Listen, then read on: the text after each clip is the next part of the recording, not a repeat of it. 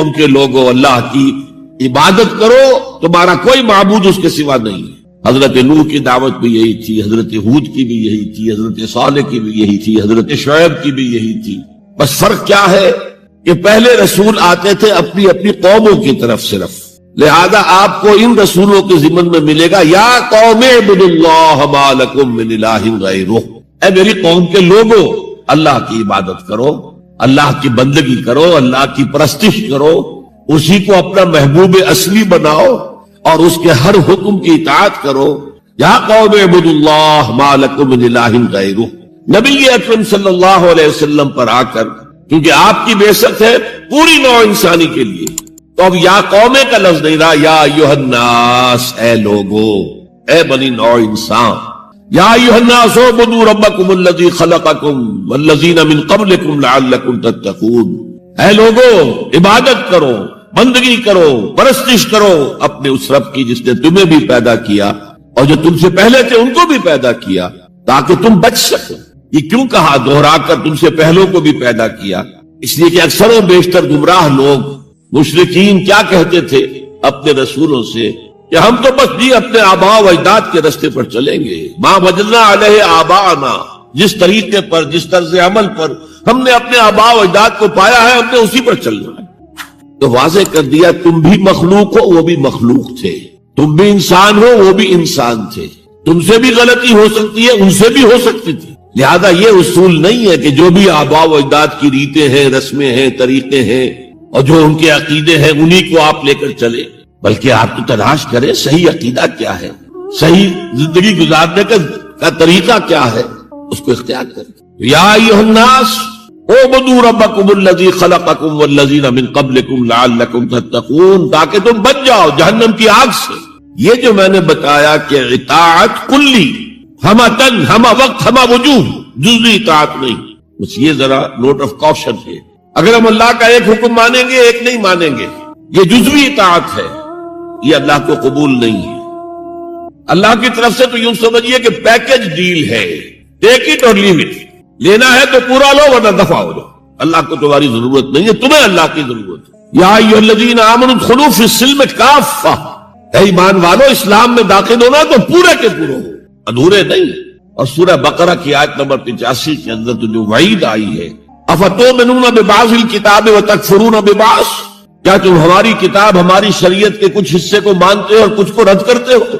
فما جزاء من یفعل ذلک منکم، تو جو کوئی بھی تم میں سے یہ روش اختیار کریں گے ان کی کوئی سزا اس کے سوا نہیں ہے، کان کھول کر سنیے، ان کی کوئی سزا اس کے سوا نہیں ہے کہ دنیا میں ذلیل و خوار کر دیے جائیں اور قیامت کے دن یردون الی اشد العذاب، شدید ترین عذاب میں جھونک دیے جائیں۔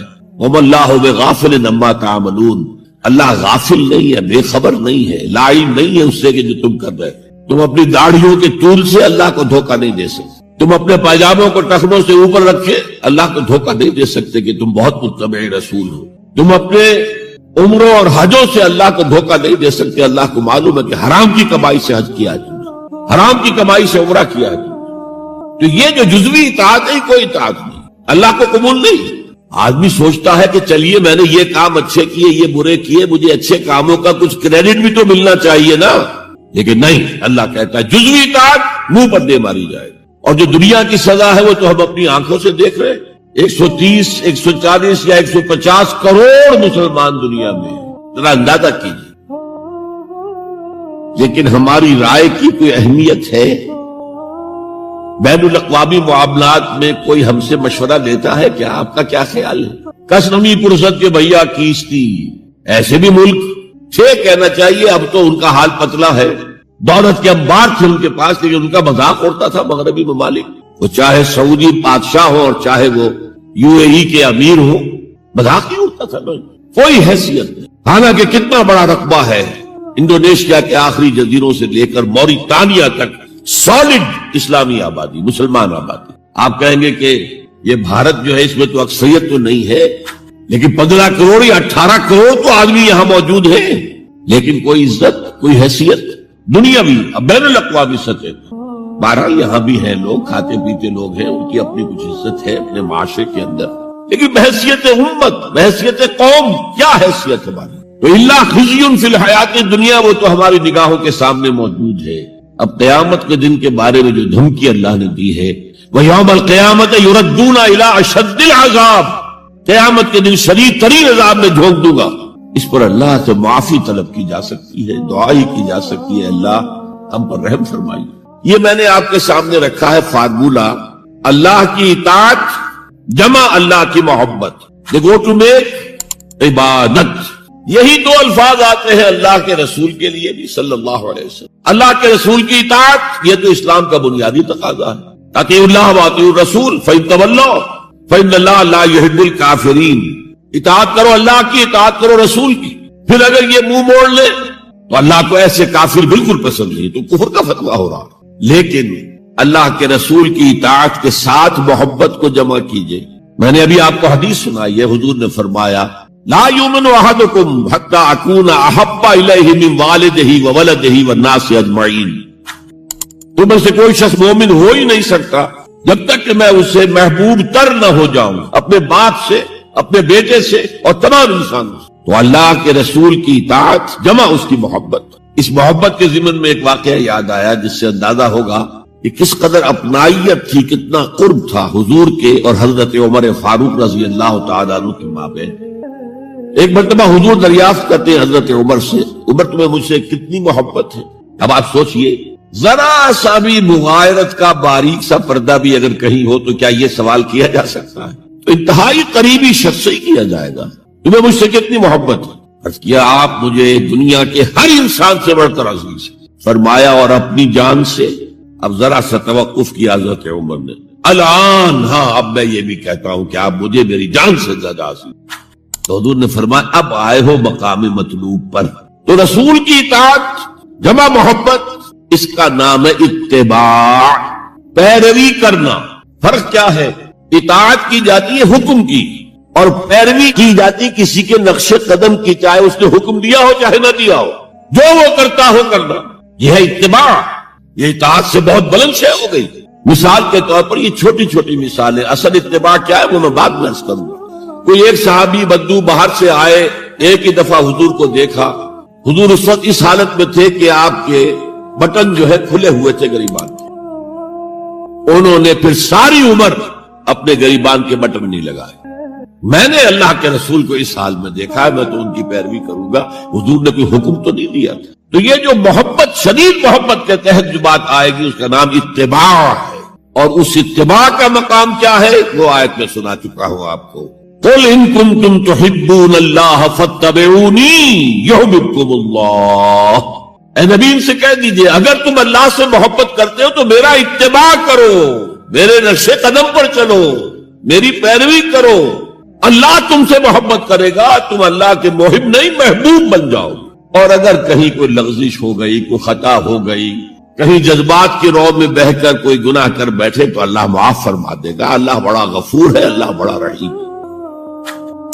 مطلب یہ کہ راستہ تم نے یہ طے کر لیا ہو کہ چلنا مجھے محمد کے پیچھے ہے صلی اللہ علیہ وسلم۔ اب چلتے چلتے کبھی پاؤں پھسل گیا، کہیں گر گئے، کوئی بات نہیں، اٹھو فوراً، توبہ کرو اور آگے بڑھو۔ تو خطا اگر ہو بھی جائے گی، کہیں لغزش ہو جائے، کہیں چلتے چلتے پاؤں پھسل جائے کیچڑ میں، یا کوئی کیلے کا چھینکا آ گیا پاؤں تلے، گر گئے، کوئی حرج نہیں، اٹھو دوبارہ، لیکن نقش قدم جو ہے محمد کا صلی اللہ علیہ وسلم اس پر چلنا۔ یہ اس اتباع کا ذکر آیا ہے سورہ اعراف کی ان آیات میں۔ آپ کو معلوم ہے کہ حضرت موسیٰ علیہ السلام کو جب تورات پر طلب کیا گیا تو کوہ طور پر تورات گرنے کے لیے، تو پہلے 30 دن کے لیے بلایا تھا، پھر 10 دن کا اور اضافہ کر دیا گیا، 40 دن ہو گئے۔ فَتَمَّتْ مِيقَاتُ رَبِّكَ 40 لَيْلَةً۔ اس اسنا میں پیچھے فتنے میں مبتلا ہو گئے بنی اسرائیل۔ سامری اس نے ایک ڈھونگ رچایا اور ایک بچڑا جو ہے وہ سونے چاندی کا بنایا وہ بچڑا ڈھال کر کھڑا کر دیا۔ اس میں سے کوئی تھوڑی سی آواز بھی نکلتی تھی، کوئی ایسی ہے کہ ہوا گزرتی تھی تو آواز سے آتی تھی۔ کہا یہ ہے تمہارا الہ۔ یہ تو موسیٰ تو بھول گیا کہاں گیا ہے، کوہ طور کے اوپر کس خدا سے ملنے گیا ہے، خدا تو یہ۔ اور بنی اسرائیل کے بہت سے لوگ اس فریب میں آ گئے اور بچڑے کی پوجا کرنے لگے۔ اب جب حضرت موسیٰ آئے، اور آپ کو معلوم ہے حضرت موسیٰ کا مزاج جلالی تھا، وہ پتھر کی تختیاں لے کر آئے تھے کہ جن پر کوہ طور پر اللہ تعالیٰ نے اپنے احکام 10 جو ہیں، 10 کمانڈمنٹس مشہور، وہ کندھا کر کے آپ کو دیے تھے، وہ ہاتھ میں لے کر آئے، یہاں معلوم ہوا یہ صورت پیش آ گئی ہے۔ فالقل الواح، تو وہ تختیاں تو آپ نے زمین میں ڈالی، اور پھر جو احتساب کیا ہے، پہلے تو اپنے بھائی حضرت ہارون کا، ان کی داڑھی کے بال پکڑے، ان کے سب کے بال پکڑے اور کھینچا اپنی طرف۔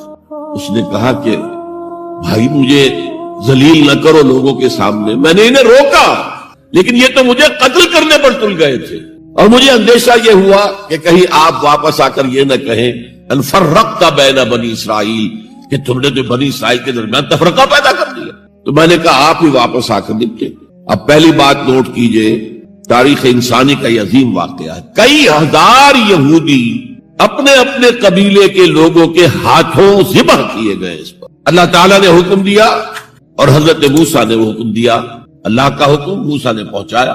یہ 12 قبیلے نا، ہر قبیلے کے جن لوگوں نے یہ حرکت کی ہے ان کو اسی قبیلے کے لوگ اپنے ہاتھ سے ذبح کریں۔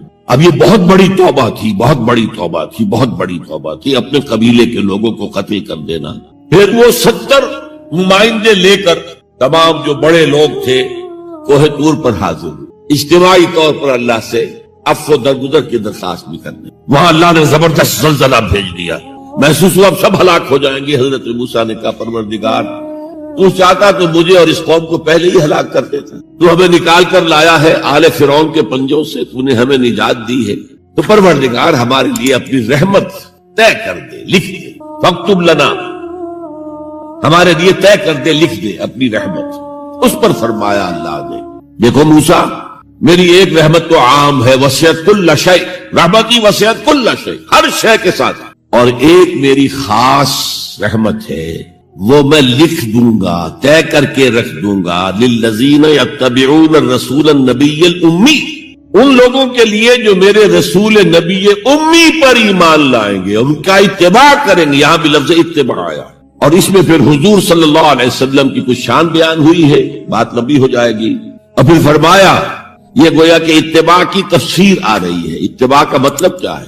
فالذین آمنوا بہ وعزروہ ونصروہ واتبعوا النور الذی انزل معہ اولئک ھم المفلحون، تو جو لوگ ان پر ایمان لائیں گے اور جو ان کی تعظیم کریں گے اور جو ان کی نصرت کریں گے، مدد کریں گے، اور جو اس نور کی پیروی کریں گے جو ان کے ساتھ نازل کیا جائے گا، تو وہی ہوں گے مفلحون، وہ ہوں گے کامیاب ہونے والے، فلاح یافتہ لوگ وہ ہوں گے جو یہ 4 رشتے ہمارے اس رسول نبی امی کے ساتھ پختگی کے ساتھ قائم کر لیں۔ یہ 4 رشتے کیا ہیں؟ اتباع رسول کا تقاضا اول تو ان 4 الفاظ کے حوالے سے سمجھیے، پھر ذرا ایک دوسرے انداز میں بھی بیان کروں گا۔ والذین آمنوا بہ، پہلا قدم ایمان، لیکن ایمان کے سمجھ لیجئے اچھی طرح 2 درجے ہیں۔ آپ میں سے بہت سے حضرات کو مجھے توقع ہے ایمان مجمل، ایمان مفصل یاد ہوں گے۔ ایمان مجمل کیا ہے؟ آمنت باللہ کما ہوا باسمائہ وصفاتہ وقبلت جمیع احکامہ اقرار باللسان وتصدیق بالقلب۔ پہلا درجہ ہے اقرار باللسان، اشہد ان لا الہ الا اللہ واشہد ان محمد رسول اللہ۔ کوئی ہو، ہندو ہو، سکھ ہو، پارسی ہو، عیسائی ہو، یہودی ہو، یہ کلمہ پڑھے اور وہ مسلمان ہو گیا۔ اقرار باللسان پر ہمارا دنیا میں مسلمان سمجھا جانا موقوف ہے، لیکن اصل ایمان یہ نہیں ہے۔ اصل ایمان ہے تصدیق بالقلب، دل میں یقین۔ جب تک دل کا یقین نہ ہو ایمان نہیں ہے۔ منافقین جو تھے مدینے کے، نمازیں بھی پڑھتے تھے، حضور کی اقتداء میں پڑھتے تھے، اور جو رئیس المنافقین تھا عبداللہ ابن ابی ابن سلول، وہ تو پہلے صف میں ہوتا تھا، اور جب حضور خطبہ دیتے تھے جمعے کا تو پہلے خود کھڑا ہوتا تھا اپنی اہمیت ظاہر کرنے کے لیے۔ دیکھو لوگو، یہ اللہ کے رسول ہیں، ان کی بات پوری توجہ سے سنو۔ یہ صرف اپنی چودراہٹ کے اظہار کے لیے کہ میں بڑی شے ہوں، اس لیے کہ وہ خزرج کا بڑا سردار تھا۔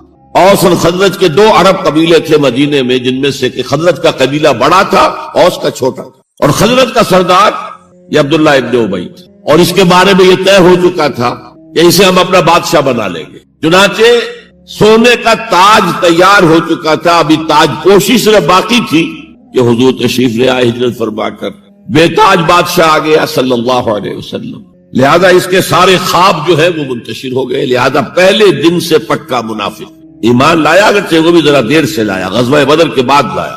پہلے اس نے سوچا تھا ابھی تیل دیکھو، تیل کی دھار دیکھو، وہ تیل کی دھار جو نظر آئی غزوہ بدر میں، 313 نے 1000 کو شکست دی، اور یہ نہتے تھے، تلواریں بھی سب کے پاس نہیں تھی، کچھ لوگوں کے پاس تلواریں تھیں، اور وہ 1000 کیل کانٹے سے لیس ہو کر مکے سے آئے تھے۔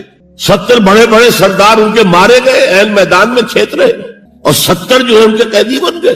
تب اس نے کہا کہ ٹھیک ہے، اب تو ایمان لے آنا چاہیے، کیونکہ یہ تو معلوم ہوتا بڑی طاقت ہے۔ بہرحال سب سے پہلے میں کہہ رہا تھا کہ ایمان، لیکن ایمان دل سے۔ قرآن مجید نے کیا کہا ان منافقین کے بارے میں؟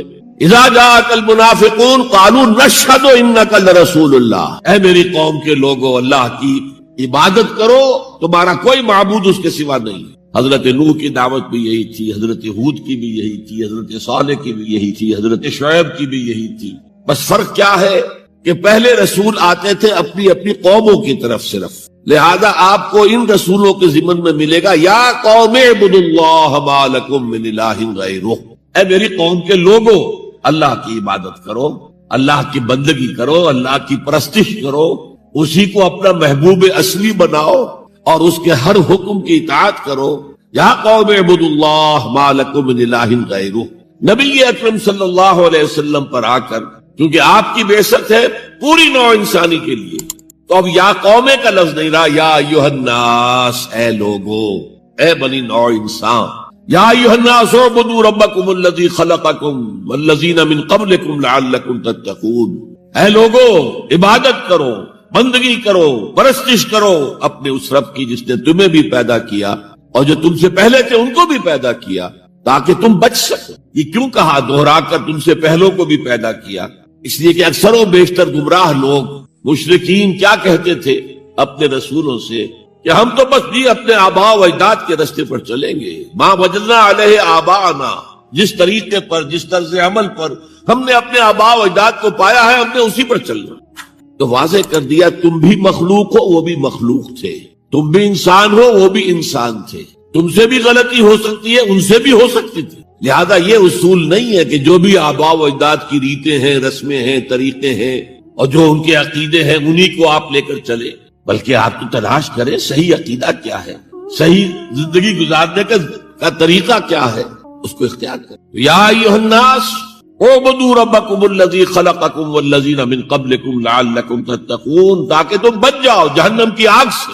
یہ جو میں نے بتایا کہ اطاعت کلی، ہمہ تن، ہمہ وقت، ہمہ وجوہ، جزوی اطاعت نہیں، بس یہ ذرا نوٹ آف کوشن ہے۔ اگر ہم اللہ کا ایک حکم مانیں گے ایک نہیں مانیں گے، یہ جزوی اطاعت ہے، یہ اللہ کو قبول نہیں ہے۔ اللہ کی طرف سے تو یوں سمجھیے کہ پیکج ڈیل ہے، ٹیک اٹ اور لیو اٹ، لینا ہے تو پورا لو ورنہ دفع ہو جاؤ، اللہ کو تمہاری ضرورت نہیں ہے، تمہیں اللہ کی ضرورت۔ یا ایھا الذین آمنوا ادخلوا فی السلم کافہ، اے ایمان والو اسلام میں داخل ہونا تو پورے کے پورے ہو، ادھورے نہیں۔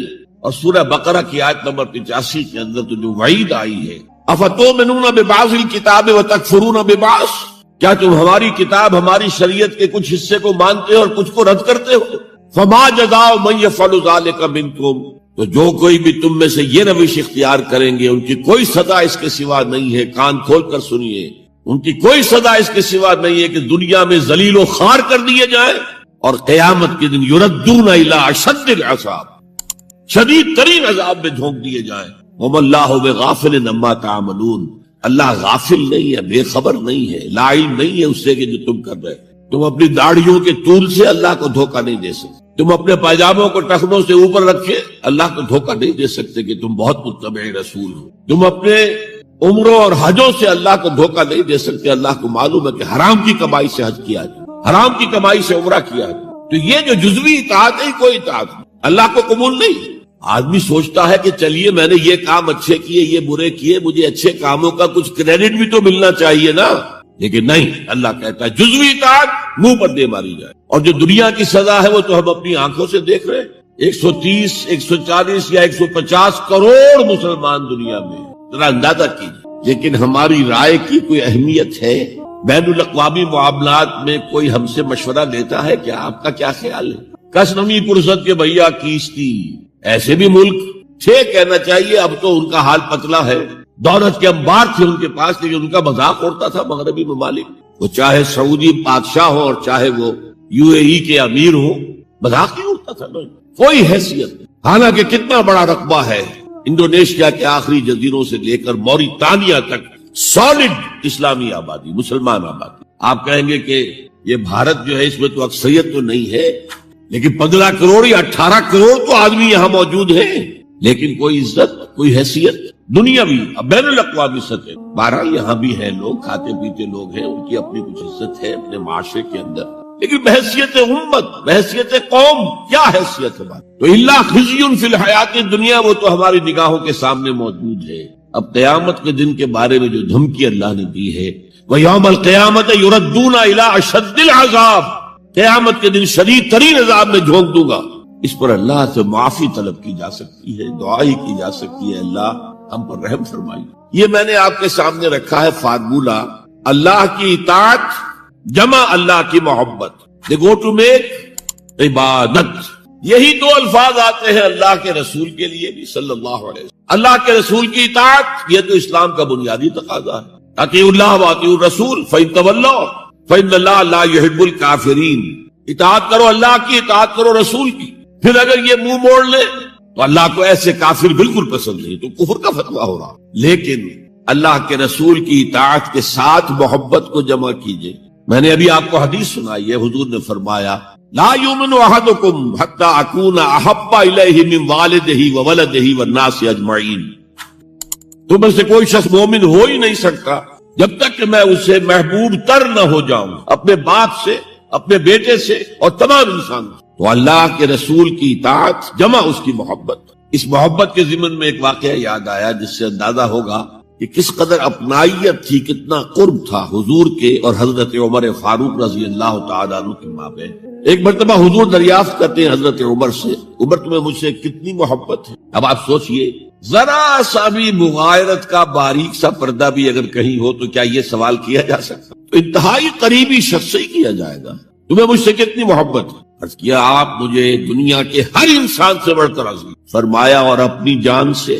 اب ذرا سا توقف کیا حضرت عمر نے. الان ہاں اب میں یہ بھی کہتا ہوں کہ آپ مجھے میری جان سے زیادہ عزیز. تو حضور نے فرمایا اب آئے ہو مقام مطلوب پر.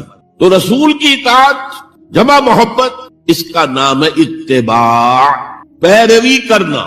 فرق کیا ہے؟ اطاعت کی جاتی ہے حکم کی اور پیروی کی جاتی کسی کے نقش قدم کی، چاہے اس نے حکم دیا ہو چاہے نہ دیا ہو، جو وہ کرتا ہو کرنا. یہ ہے اتباع. یہ اطاعت سے بہت بلند شے ہو گئی. مثال کے طور پر یہ چھوٹی چھوٹی مثالیں. اصل اتباع کیا ہے وہ میں بعد میں عرض کروں. کوئی ایک صحابی بدو باہر سے آئے، ایک ہی دفعہ حضور کو دیکھا. حضور اس وقت اس حالت میں تھے کہ آپ کے بٹن جو ہے کھلے ہوئے تھے گریبان. انہوں نے پھر ساری عمر اپنے گریبان کے بٹن نہیں لگا. میں نے اللہ کے رسول کو اس حال میں دیکھا ہے، میں تو ان کی پیروی کروں گا. حضور نے کوئی حکم تو نہیں دیا. تو یہ جو محبت، شدید محبت کے تحت جو بات آئے گی اس کا نام اتباع ہے. اور اس اتباع کا مقام کیا ہے وہ آیت میں سنا چکا ہوں آپ. قل ان کنتم تحبون اللہ فاتبعونی یحببکم اللہ. اے نبی ان سے کہہ دیجئے اگر تم اللہ سے محبت کرتے ہو تو میرا اتباع کرو، میرے نقش قدم پر چلو، میری پیروی کرو. اللہ تم سے محبت کرے گا، تم اللہ کے محب نہیں محبوب بن جاؤ. اور اگر کہیں کوئی لغزش ہو گئی، کوئی خطا ہو گئی، کہیں جذبات کے رو میں بہہ کر کوئی گناہ کر بیٹھے تو اللہ معاف فرما دے گا. اللہ بڑا غفور ہے، اللہ بڑا رحیم. مطلب یہ کہ راستہ تم نے یہ طے کر لیا ہو کہ چلنا مجھے محمد کے پیچھے ہے صلی اللہ علیہ وسلم. اب چلتے چلتے کبھی پاؤں پھسل گیا، کہیں گر گئے، کوئی بات نہیں، اٹھو فوراً، توبہ کرو اور آگے بڑھو. تو خطا اگر ہوتی جائے گی، کہیں لغزش ہو جائے، کہیں چلتے چلتے پاؤں پھسل جائے کیچڑ میں، یا کوئی کیلے کا چھلکا آ گیا پاؤں تلے، گر گئے، کوئی حرج نہیں، اٹھو دوبارہ. لیکن نقش قدم جو ہے محمد کا صلی اللہ علیہ وسلم اس پر چل. یہ اس اتباع کا ذکر آیا ہے سورہ اعراف کی ان آیات میں. آپ کو معلوم ہے کہ حضرت موسیٰ علیہ السلام کو جب تورات پر طلب کیا گیا کوہ طور پر تورات دینے کے لیے، تو پہلے 30 دن کے لیے بلایا تھا، پھر 10 دن کا اور اضافہ کر دیا گیا، 40 دن ہو گئے. فَتَمَّتْ مِيقَاتُ رَبِّكَ 40 لَيْلَةً. اس اسنا میں پیچھے فتنے میں مبتلا ہو گئے بنی اسرائیل. سامری اس نے ایک ڈھونگ رچایا اور ایک بچڑا جو ہے وہ سونے چاندی کا بنایا ہوا بچڑا ڈھال کر کھڑا کر دیا. اس میں سے کوئی تھوڑی سی آواز بھی نکلتی تھی، کوئی ایسی ہے کہ ہوا گزرتی تھی تو آواز سے آتی تھی. کہا یہ ہے تمہارا الہ. یہ تو موسیٰ تو بھول گیا کہاں گیا ہے، کوہ طور کے اوپر کس خدا سے ملنے گیا ہے، خدا تو یہ.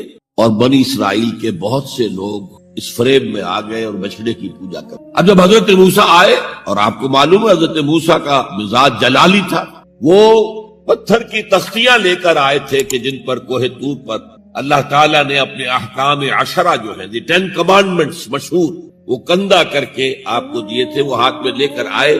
یہاں معلوم ہوا یہ صورت پیش آ گئی. فالقل الواح، تو وہ تختیاں تو آپ نے زمین میں ڈالی، اور پھر جو احتساب کیا ہے پہلے تو اپنے بھائی حضرت ہارون کا، ان کی داڑھی کے بال پکڑے، ان کے سر کے بال پکڑے اور کھینچا اپنی طرف. اس نے کہا کہ بھائی مجھے ذلیل نہ کرو لوگوں کے سامنے، میں نے انہیں روکا لیکن یہ تو مجھے قتل کرنے پر تل گئے تھے، اور مجھے اندیشہ یہ ہوا کہ کہیں آپ واپس آ کر یہ نہ کہیں ان فرقت بین بنی اسرائیل، کہ تم نے تو بنی اسرائیل کے درمیان تفرقہ پیدا کر دیا. تو میں نے کہا آپ ہی واپس آ کر نپٹے.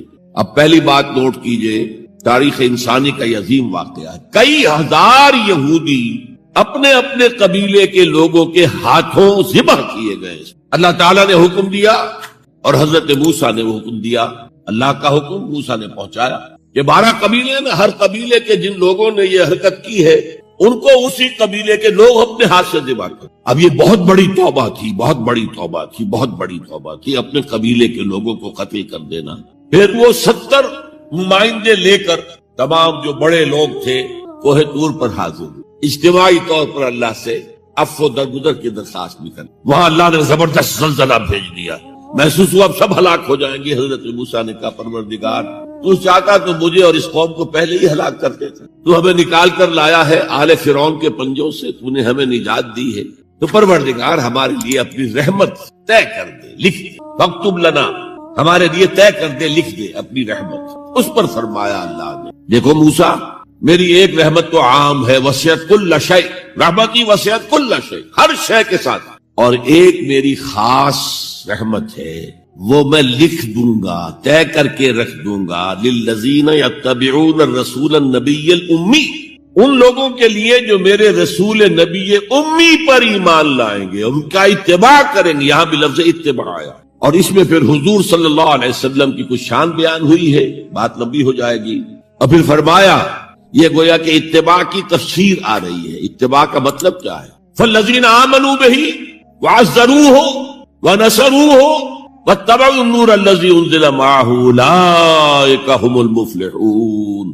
تو جو لوگ ان پر ایمان لائیں گے اور جو ان کی تعظیم کریں گے اور جو ان کی نصرت کریں گے، مدد کریں گے، اور جو اس نور کی پیروی کریں گے جو ان کے ساتھ نازل کیا جائے گا، تو وہی ہوں گے مفلحون، وہ ہوں گے کامیاب ہونے والے.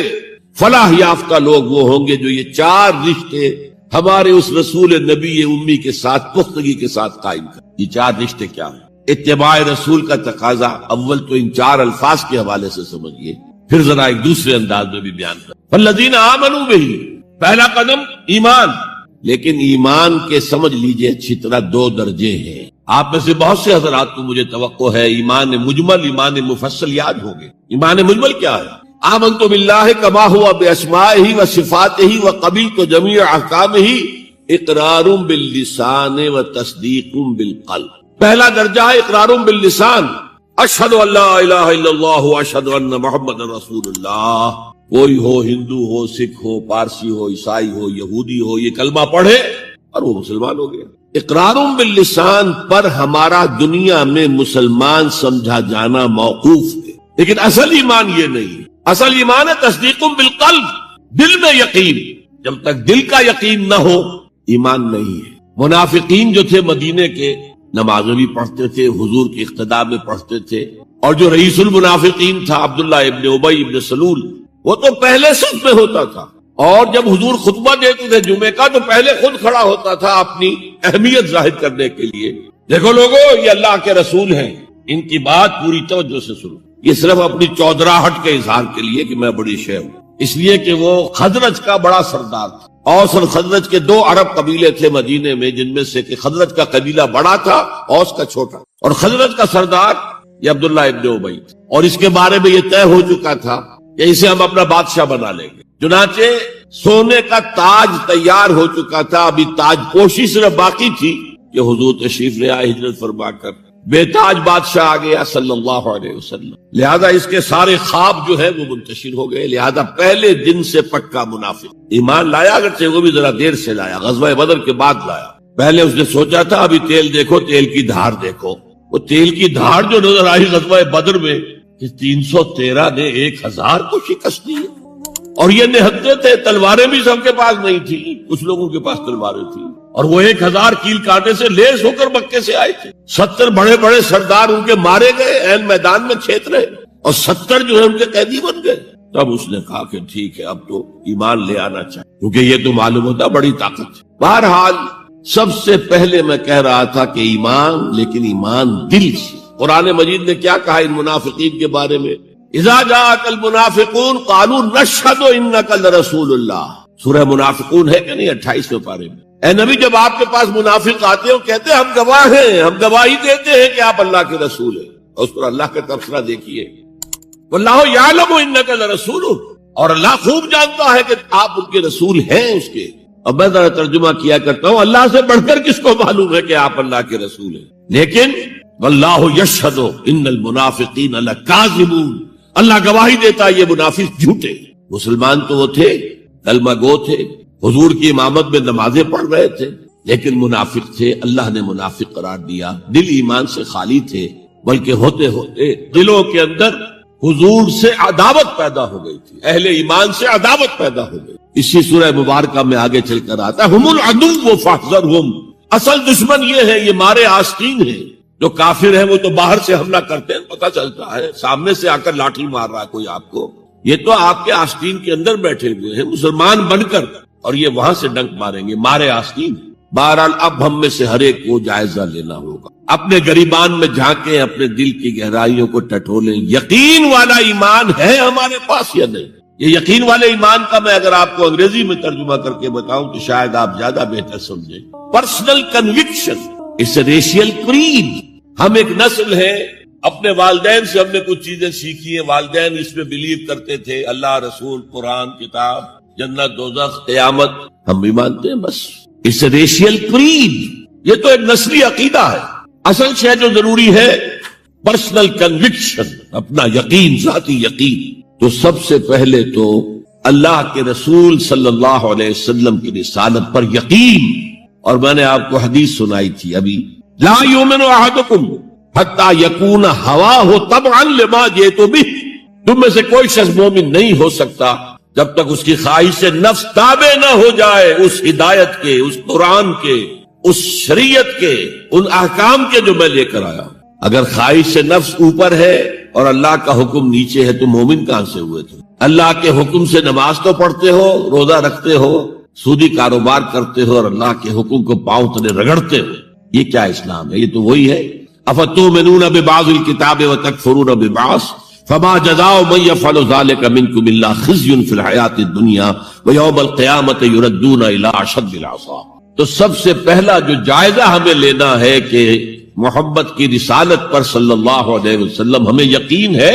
یقین، تصدیق تو ہم کرتے ہیں، زبان سے کہتے ہیں، لیکن یقین، جس یقین کا نتیجہ یہ نکلے کہ پھر نفس کے سارے تقاضے نیچے ہو جائیں اور حضور کی لائی ہوئی ہدایت، حضور کی لائی ہوئی شریعت بالا کرو۔ نمبر 2 فرمایا وَعَزَّرُوهُ، ان کی تعظیم کرے۔ آپ کی جناب میں کوئی گستاخی ہو جائے، ایمان کے لالے پڑ جائیں گے اور آخرت برباد ہو جائے گی۔ اس تعظیم میں کیا کیا چیزیں شامل ہیں؟ دیکھیے سورہ حجرات میں ابتدائی حصے میں تفصیل سے کہا گیا، یا ایھا الذین آمنوا لا ترفعوا اصواتکم فوق صوت النبی ولا تجهروا له بالقول كجهر بعضكم لبعض ان تحبط اعمالكم وانتم لا تشعرون۔ اے ایمان کے دعوے داروں، کبھی اپنی آواز کو رسول کی آواز سے بلندتر نہ کر دینا، مبادا تمہارے سارے اعمال حبط ہو جائیں اور تمہیں پتہ بھی نہ چلے۔ میں نے کوئی گناہ کبیرہ تو نہیں کیا ہے، میں نے کوئی کفر تو نہیں کیا ہے، بس یہی ہوا نا کہ حضور کی آواز کے مقابلے میں اپنی آواز کو اونچا کر دیا۔ لا ترفعوا اصواتکم فوق صوت النبی ولا تجهروا له بالقول كجهر بعضكم لبعض، بلند آواز سے جیسے آپس میں باتیں کر لیتے ہو ایسے کبھی بات نہ کر بیٹھنا۔ ان تحبط اعمالکم، کہ تمہارے سارے اعمال حبط ہو جائیں، اکارت چلے جائیں، ختم ہو جائیں۔ وانتم لا تعلمون، تمہیں احساس بھی نہ ہو کہ ساری پونجی لٹ گئی۔ اس آیت کا ہم پر اطلاق کیسے ہوگا؟ کبھی سوچا؟ صحابہ کرام تو یقیناً اس کے مخاطب اول تھے، ہم پر کیسے اطلاق؟ اگر ہماری گفتگو ہو رہی ہو، بحث ہو رہی ہو، میں کچھ کہہ رہا ہوں، آپ کچھ کہہ رہے ہیں، لیکن کوئی کہہ دے حضور نے یوں فرمایا ہے، فوراً چپ ہو جاؤ۔ اب اگر کہا نہیں میرا خیال یہ، اب گویا کہ یہ حضور کی آواز سے آپ نے اپنی آواز اونچی، اپنا فکر، اپنا فلسفہ، اپنا فہم، اپنی سوچ، اپنی عقل۔ ہاں بعد میں تحقیق کر لو، یہ جو کہا تھا کہ حضور نے فرمایا، فرمایا بھی ہے کہ نہیں ہے، حدیث صحیح ہے کہ نہیں ہے، مستند ہے کہ نہیں ہے، لیکن اس وقت آواز بند کر لینا لازم ہوگا کہ اس کے بعد اقول نہیں کہہ سکتا میں یہ کہتا ہوں۔ اس کا تو مطلب یہ کہ آپ بد مقابل بن کر رسول کے آ رہے ہیں۔ لا ترفعوا اصواتکم فوق صوت النبی ولا تجهروا له بالقول كجهر بعضكم لبعض ان تحبط اعمالكم وانتم لا تشعرون۔ صحابہ کے بارے میں آپ نے سنا ہوگا کہ حضور کی محفل میں ایسے بیٹھے ہوتے تھے ساکت و صامت، جیسے کہ ان کے سروں پر پرندے بیٹھے ہوئے ہیں اور انہیں اندیشہ ہے کہ ذرا سا بھی ہلیں گے تو پرندہ اڑ جائے گا۔ اس قدر ادب حضور صحابہ سے سوال کرتے تھے، اور یہ آپ کا طریقہ تھا تعلیم کا کہ پہلے ایک سوال سامنے لایا جائے تاکہ ان کا ذہن کھلے، سوچیں خود بھی۔ یہ تعلیم کا بہترین طریقہ ہے۔ اس کے بعد ہوتا کیا تھا؟ جواب نہیں دیتے تھے، اللہ و رسولہ عالم، اللہ اور اس کا رسول بہتر جانتے۔ پھر اگر دوبارہ آپ پوچھتے تھے تو جو بھی سمجھ میں آتا تھا کہتے تھے۔ مجھے یاد آ رہی ہے ایک حدیث، اور اچھا ہے کہ وہ آپ سن لیں، اس لیے کہ عام شکایت یہ ہے کہ مذہبی لوگ معاملات میں اچھے نہیں ہوتے۔ مسجدیں بنوائیں گے، مسجدوں میں قالین بچھوائیں گے، وہاں پر فانوس لگوائیں گے، سب کچھ کریں گے، مدرسوں کی خدمت کریں گے، علماء کی خدمت کریں گے، لیکن معاملات، تجارت، کاروبار، بین الانسانی تعلقات عام شکایت ہے، اس کی وہ پرواہ نہیں کرتے، حقوق العباد کا لحاظ نہیں۔ تو حضور نے ایک مرتبہ پوچھا صحابہ سے، اتدرون من المفلس، تم جانتے ہو مفلس کون ہوتا؟ صحابہ نے جواب دیا، المفلس عندنا من لا درہم لہ ولا دینارا۔ حضور ہم اس شخص کو مفلس سمجھتے ہیں جس کے پاس درہم و دینار نہیں ہے۔ ہم کہیں گے روپیہ پیسہ نہیں ہے، فرمایا نہیں، میری امت کا مفلس وہ ہوگا جو بہت سی نمازیں لے کر آئے گا، بہت سے روزے لے کر آئے گا، بہت سے حج لے کر آئے گا، بہت سے عمرے لے کر آئے گا، لیکن اس کے ساتھ ہی قد شتم ھذا، فلاں شخص کو گالی دی تھی، واکل مال ھذا، فلاں شخص کا مال کھا لیا تھا، فلاں شخص پر تہمت لگائی تھی۔ اب وہ سارے دعوے دار آ جائیں گے، اللہ اس نے میرے ساتھ یہ کیا، ٹھیک ہے بھائی اس کی نمازیں تم لے جاؤ، اور تو کچھ ہے نہیں، کوئی کرنسی تو ہے نہیں وہاں، نہ ڈالر ہے نہ یورو ہے، کچھ بھی نہیں، اعمال کی کرنسی ہے، نیکی تم لے جاؤ۔ کوئی اور دعوے دار آیا، روزہ وہ لے گیا، اس کے پاس کچھ نہیں رہا، دعوے دار اب بھی باقی ہیں۔ اب ان کے گناہ جو ہے اس کے حساب میں پڑنے شروع ہو جائے، یہاں تک کہ دوسروں کے گناہوں کے بوجھ تلے دب کر وہ جہنم میں جھونکی، یہ مفلس۔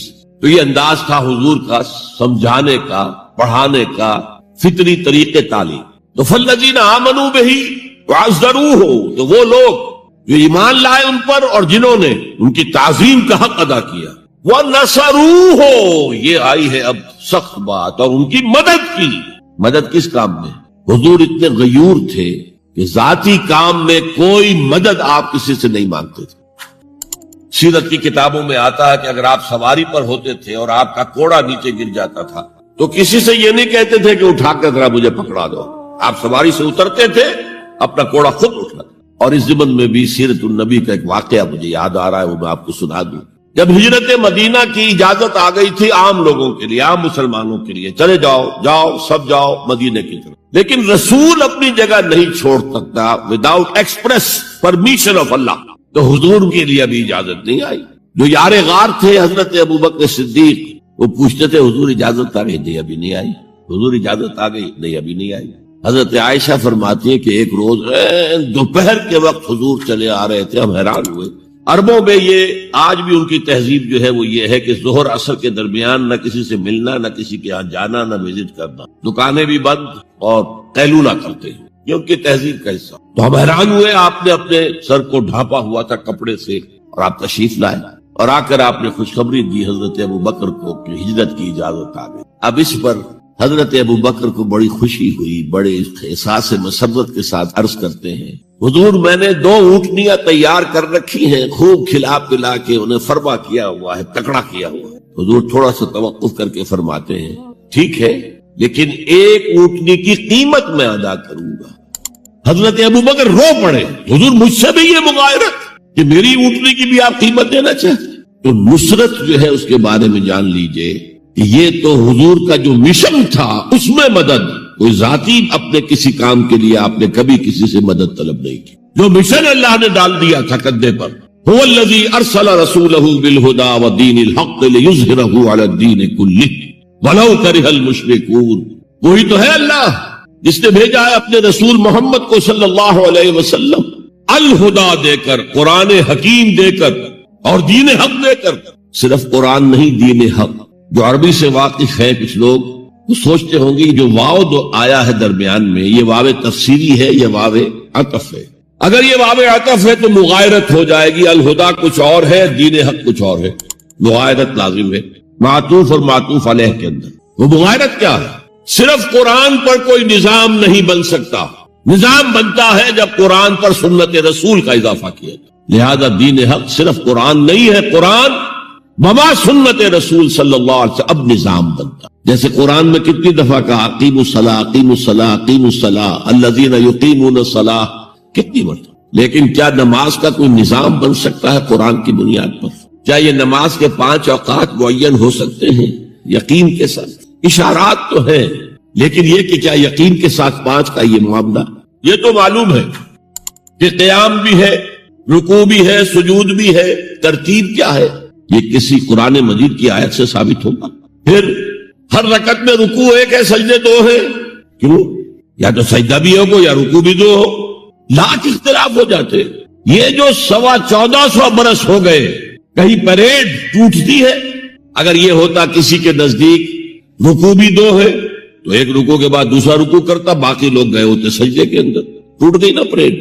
اور کسی کی رائے یہ ہوتی کہ سجدہ بھی ایک ہی ہے تو وہ ایک سجدہ کر کے کھڑا ہو جاتا، دوسرے ابھی دوسرا سجدہ کر رہے، تو وہ کہہ سکتا تھا کہ یہ ناداں گر گئے سجدے میں جب وقت قیام آیا، اب تو وقت قیام آ چکا تھا. ہے ایسا اختلاف کوئی؟ 62 میں پہلی مرتبہ جب حج پر گیا ہوں تو سب سے بڑا تاثر میرا یہی تھا کہ 1400 برس ہو گئے ہیں اور امت کتنے وسیع علاقے میں پھیلی ہے. ہر نسل کے لوگ اس میں آئے ہیں، ہر رنگ کے لوگ آئے ہیں، ہر جغرافیائی پس منظر کے لوگ آئے ہیں، ہر تاریخی پس منظر کے لوگ آئے ہیں. لیکن یہ نماز میں تو کوئی فرق نہیں، نماز. لیکن اس کے علاوہ معین شخص ہوگا دجال. یہ معین شخص جو دجال ہوگا اس کے بارے میں بھی ایک تو بالکل متفق علیہ چیزیں ہیں. نمبر 1 کہ وہ شخص ہے، قطعی ہے، یقینی ہے. اس کا حلیہ بھی حضور صلی اللہ علیہ وسلم نے احادیث کے اندر بیان کیا. دوسری بات یہ کہ اس کے ہاتھ میں قوانین قدرت، گویا کہ تسخیر کائنات، گویا کہ نقطۂ عروج کو پہنچ چکی. تمام اختیارات الہی تقریباً اس کے ہاتھ میں آ چکے. جو بڑے سے بڑے معجزے اللہ تعالیٰ نے نبیوں کو دیے ہیں وہ معجزے کر کے دکھائے گا. وہ مردہ کو زندہ کرے گا، مردہ لوگوں کی افواہوں کو لے کر آئے گا، ان کی روحوں کو، اگرچہ جھوٹی روحیں ہوں گی، وہ شیاطین جن ہوں گے جو ان کا بھیس بدل کر آئیں گے، لیکن یہ کہ وہ لوگوں سے کلام کریں گے. یہ اسپرچولیزم جو اپنی انتہا کو پہنچا ہوا ہے یورپ میں اور مغرب میں، یہ در حقیقت اسی کا ایک مظہر ہے. وہ کھلے بیابان کو کہے گا جہاں بالکل ڈٹیل جو ہے وہ صحرا تھا، گلو گلزار کر دے گا جب چاہے گا جہاں چاہے گا بارش برسائے گا. فاصلہ اس کے لیے بے معنی ہوگا. اس کی سواری وہ ہوگی کہ جس کے دونوں کانوں کے درمیان فاصلہ 80 ہاتھ کا ہو. یہ سارے جو آج آپ کی ٹیکنالوجی کی جو انتہا جا رہی ہے اور جدھر جا رہی ہے اس کو اچھی طرح سمجھیے. آج سے 100 سال پہلے شاید انسان ان چیزوں کا تصور نہ کر سکے. وہ کوئی سواری ایسی بھی ہو سکتی ہے جس کے 2 کانوں کے درمیان کا فاصلہ جو ہے وہ 80 ہاتھ کا ہوگا. آپ کے یہ سارے جیٹس جو ہیں وہ کیا ہیں؟ ان کے رڈار جو لگے ہوئے ہیں دونوں کان. اس کا ایک قدم اگر مدینے میں ہوگا تو دوسرا بیت المقدس میں. اس کی آواز پوری دنیا میں سنی جائے گی. سنی جا رہی ہے کہ نہیں؟ یہ ساری قدرت، ساری قوتیں، تسخیر کائنات کلیتاً ایک آدمی کو چیر کر 2 ٹکڑے کرے گا، دونوں ٹکڑوں کو علیحدہ کرے گا، ان کے درمیان چلے گا اور پھر ان دونوں کو جوڑے گا اور کھڑا کرے گا. احادیث میں ساری سرجری جدھر جا رہی ہے وہ جب نہیں کہ وہاں تک آدمی پہنچے. فریز کر کے تو یہ معاملہ اب ہو ہی سکتا ہے، لیکن یہ کہ ابھی اگلا اور قدم کیا ہوگا؟ یہ چیزیں تو ہے متفق علیہ.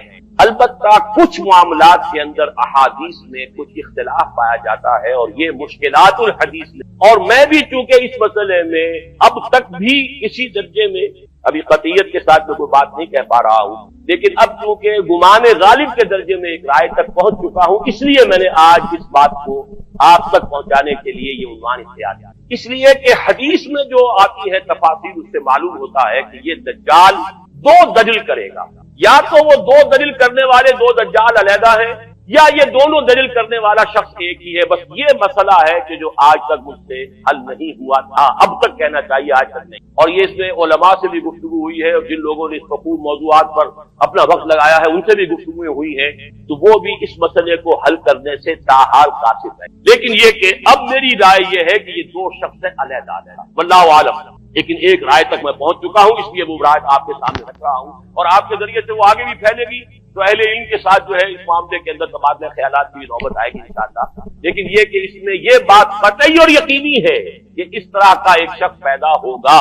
अलबत्ता ये कि आया वो दो होंगे, दो मुख्तलिफ औकात में, या एक ही होगा एक ही वक्त में, सिर्फ इसमें इख्तिलाफ है। मेरे नजदीक वो दो होंगे। एक वो शख्स जो झूठा मसीह होने का दावा करता, अल मसीहुद दज्जाल। जैसे हुजूर ने फरमाया मेरी उम्मत में 30 दज्जाल उठेंगे जो नबी का दावा करेंगे, जिनमें से 5-6 तो हुजूर के अपने जमाने में और आपसे मुत्तसिल उठ खड़े हुए थे। बाद में मोहम्मद अली बाब हो, बहाउल्लाह हो, कादियानी और कहां कौन उठे होंगे, वल्लाहु आलम। इसी तरीके से एक शख्स मसीह होने का दावा करके खड़ा होगा, यहूदी होगा।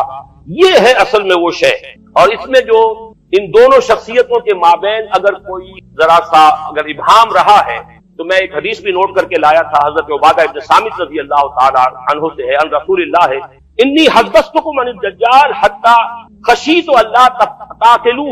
मैंने तुम्हें दज्जाल के बारे में बहुत सी बातें बताई हैं, तो मुझे ये गुमान हुआ कि शायद तुम उसे समझ ना पाओ। ये अंदेशा खुद हुजूर सल्लल्लाहु अलैहि वसल्लम को हुआ है, और ये सुनन अबी दाऊद की रिवायत है। बहरहाल मैं जो कुछ अर्ज कर रहा हूं कि मैं इस राय तक पहुंचा हूं कि ये दो अलग शख्सियतें हैं। एक तो ये है कि एक मसीहुद दज्जाल खड़ा होगा ये एक दावा करके कि मैं, क्योंकि इसका जमाना बिल्कुल करीब आ चुका है, इसलिए मैं आपको उसके बारे में खबरदार हूं। दूसरा जो मसीह जिसकी शख्सियत मसीह दज्जाल की आती है, दज्जाल अकबर, मैं सिर्फ इशारा करूंगा, फिर कभी इंशाअल्लाह इस मौजू पर तफसील से गुफ्तगू होगी। वो मेरे नजदीक बिल्कुल करीब क़यामत की एक अलामत है। जो खुदाई का दावा करे वो झूठा खुदा होगा, ये झूठा मसीह होगा। अल मसीहुद दज्जाल, अद दज्जालुल अकबर वो होगा कि जो क़यामत के बिल्कुल करीब की 3 निशानियां हैं। जबकि वो आ जाएंगी तो हदीस में आता है कि उसके बाद किसी शख्स के ईमान लाने का, तौबा करने का फायदा नहीं होगा।